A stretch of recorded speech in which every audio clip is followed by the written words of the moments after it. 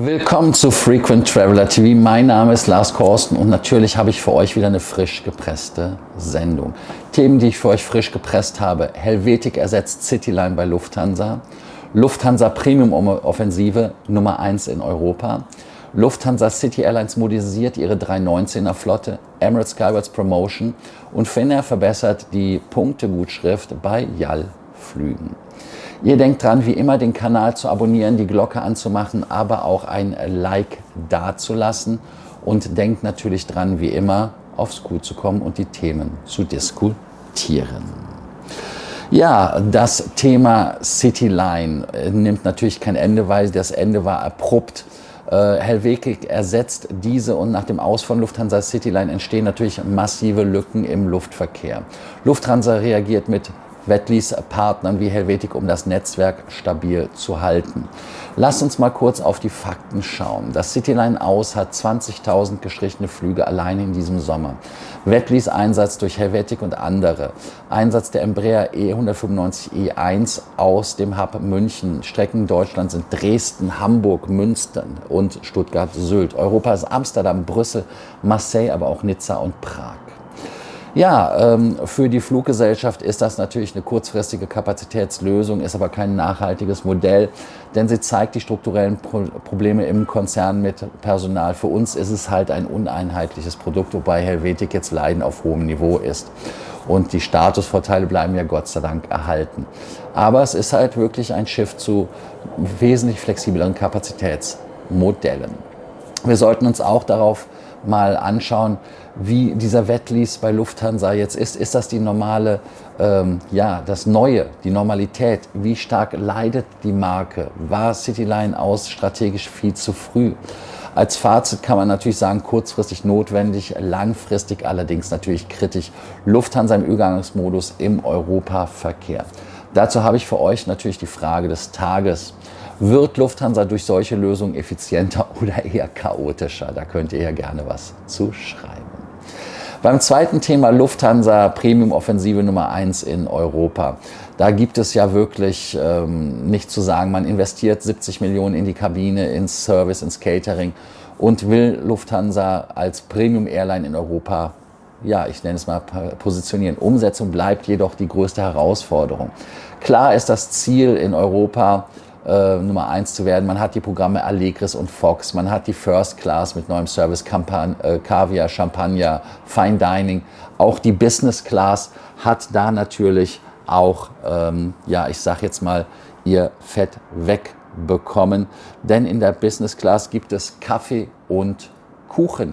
Ja, das ist natürlich etwas, wo wir sagen können, hey, Kaffee und Kuchen, das ist natürlich eine ganz große Neuigkeit. Gab es ja vorher nicht, aber nun gut, das kann man jetzt so am Ende des Tages provokativ immer formulieren.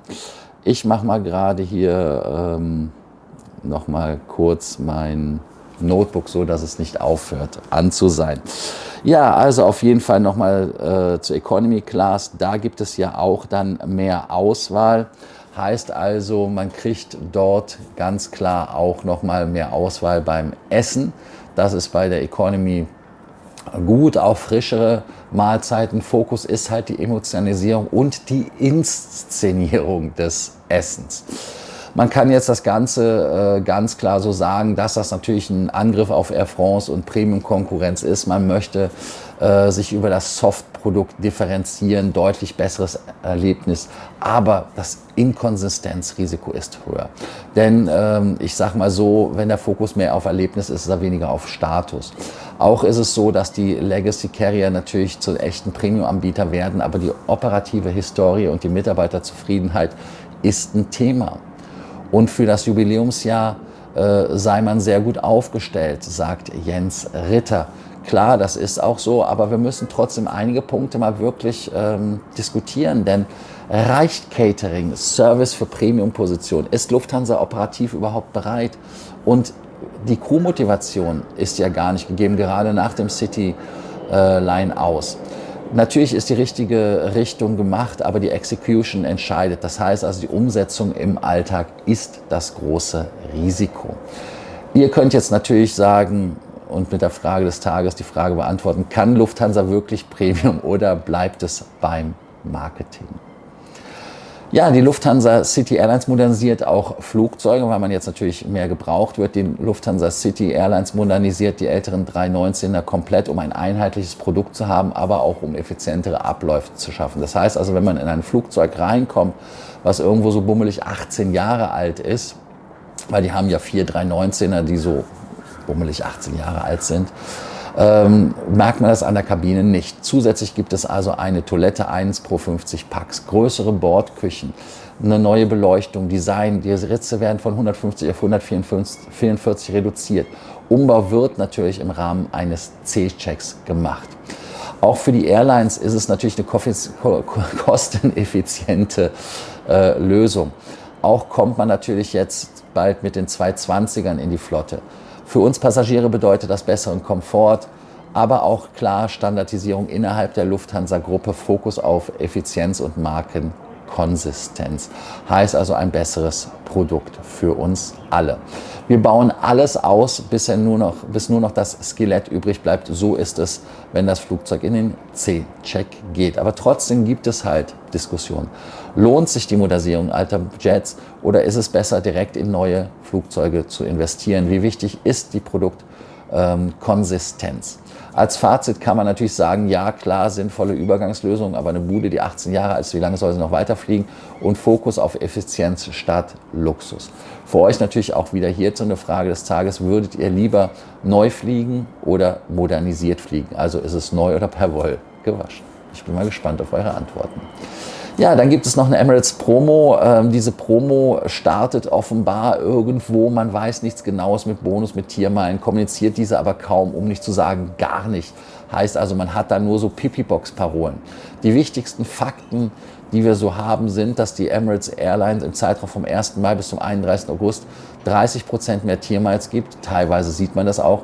Reduzierte Statusanforderungen sind nicht bestätigt. Aber das Problem ist natürlich, dass die Webseite nicht aktualisiert ist und dass es nicht kommuniziert wird. Klar muss man ehrlicherweise sagen, dass natürlich die Airlines da reingreifen müssen, weil viele Leute halt wirklich nicht über Dubai fliegen wollen und das Vielfliegervertrauen leidet natürlich. Und da ist Loyalty natürlich ein wichtiger Hebel, weil die Leute vergessen schnell, wenn sie sagen, oh, Status muss ich haben, dann fliegt man auch gerne über Dubai. Ja, wie wichtig ist für euch die transparente Kommunikation? Denn ich finde es nämlich schade am Ende des Tages, wenn man gar nicht weiß, dass es eine Promotion gibt, weil dann lässt man die Punkte irgendwo anders gut schreiben. Manchmal sagt man, nee, Emirates ist nicht so meine Fluggesellschaft, aber die Promo ist halt gut, vielleicht nur schlecht umgesetzt, denn die Kundenkommunikation fehlt. Als Frage könnt ihr natürlich jetzt auch wieder tätig werden, und zwar würdet ihr euer Verhalten ändern ohne klare Infos. Also ganz klar. Auch Neuigkeiten aus dem hohen Norden, aus Finnland. Bei Finnair Plus gibt es eine bessere Meilengutschrift für Japan Airlines Premiumflüge. Heißt also, man führt neue Tierpoint-Multiplikatoren dort ein. Heißt aber auch am Ende des Tages, dass man damit natürlich dann auch Jahregut bei Finnair gut schreiben kann. Also die Verbesserung in der Business bis zu 250% mehr Avios, First sogar bis zu 300% mehr Avios. Die Multiplier bei Silver sind 25, bei Gold 50 und bei Platin sind es 100. Und das ist doch mal eine gute Nachricht von Finnair Plus, nachdem man da doch viele Sachen einfach abgewürgt hat. Klar ist es jetzt so, dass es jetzt attraktiver ist, bei JAL zu fliegen, ist auch ein massiver Anreiz für uns Statuskunden und ich denke mal, dass sich das auch jetzt harmonisiert hat mit BA und so weiter. Ihr könnt wie immer das Ganze natürlich immer wieder diskutieren. Ich würde einfach mal sagen, ja, ist es attraktiver geworden? Ist Avios das dominante System vielleicht der Zukunft, weil viele Fluggesellschaften das machen? Und wie wichtig werden Partner-Airlines bleiben? Als Fazit, das ist ein wichtiges Wort, klare Verbesserung und Finnair wird auch logischerweise konkurrenzfähiger damit, weil das Programm hat halt wirklich gelitten. Würdet ihr jetzt eure Flüge eher bei Finnair gut schreiben lassen? Am Ende kann man als Gesamtfazit für die Sendung nur sagen, Lufthansa ist im massiven Umbruch und man merkt es halt. Die Struktur, das Produkt, die Strategie, Premium wird zum zentralen Wettbewerb, Loyalty-Programme gewinnen, aber auch weiter an Bedeutung. Kommunikation wird kritischer Erfolgsfaktor, aber auch die Flottenstrategie ist wichtig, wie man das Ganze hinbekommt mit alt und neu. Heißt also, wie ihr am Ende des Tages den Spagat seht bei Fluggesellschaften, wenn sie alte Flugzeuge von innen neu machen. Ist es einfach nur Pflege oder ist das etwas, wo ihr sagt, lieber neues Flugzeug, oder ist euch das Alter des Flugzeugs egal? Kann man ja auch so sehen, weil ich sag mal, so viele mögen ja die 737, ich sage es jetzt einfach mal, Max nicht. Ihr denkt dran, wie immer den Kanal zu abonnieren, die Glocke anzumachen, ein Like dazulassen, aber auch natürlich auf School zu kommen und dort zu kommentieren und die Fragen des Tages zu beantworten. Ich habe für euch, denke ich mal, die Frage natürlich hier, kann Lufthansa durch Wet-Lease besser werden oder schlechter, und kann Lufthansa wirklich Premium liefern? Das sind aus meiner Sicht die Fragen des Tages. Ihr denkt dran, wie immer, den Abspann anzuschauen und dann wieder bis zur nächsten Sendung. Danke, dass ihr heute dabei wart. Bis bald, Frequent Traveler TV und so weiter und Abspann. Also bis dann, ciao.